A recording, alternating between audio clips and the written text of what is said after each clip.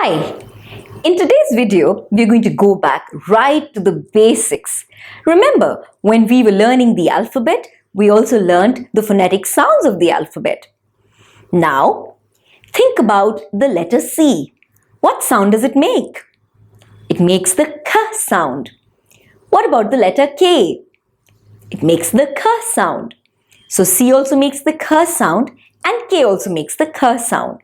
Now let's think of some words with C and K. Cat, kite, cake, kettle. Wait now. Why are some words starting with C and some words starting with K? They make the same sound, that is K. So why does a cat start with a C and why does a kite start with a K? Well, there is a rule for this and let's learn this rule today. Now, the rule is that whenever in a word the K sound is followed by the letter A, O or U, it will start with a C. And when the K sound in a word is followed by the letter I, E or Y, the word will start with a K. Yes, that's a rule. So now, let's practice. Now, let's look at a few words and see if this rule applies to them. Cat, cow, cup, cut, can, corn. Now look at these words. What do they have in common? They all start with C. And the C is followed either by an A, O or U. So, the rule applies here.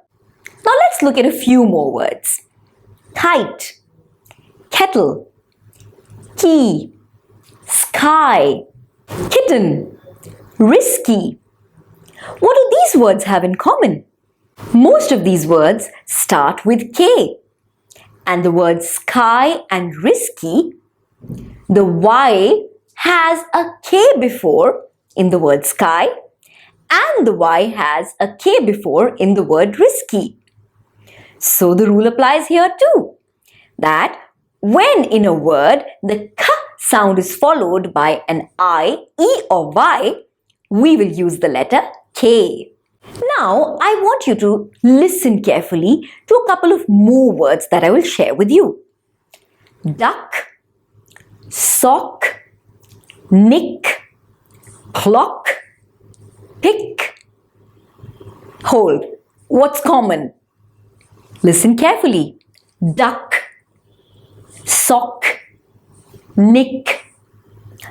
You got it. These words are ending with the K sound. So, what is the spelling of duck? D-U-C-K.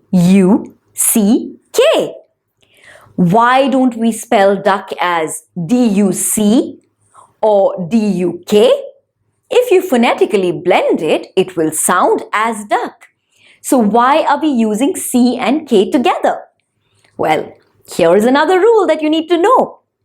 In a single syllable word, when a short vowel sound is followed by the K sound, it will be C-K together because C also makes the K sound, K also makes the K sound and C and K together also make the K sound. So, in a word, a single syllable word, when a short vowel sound is followed by the K sound, we will use CK.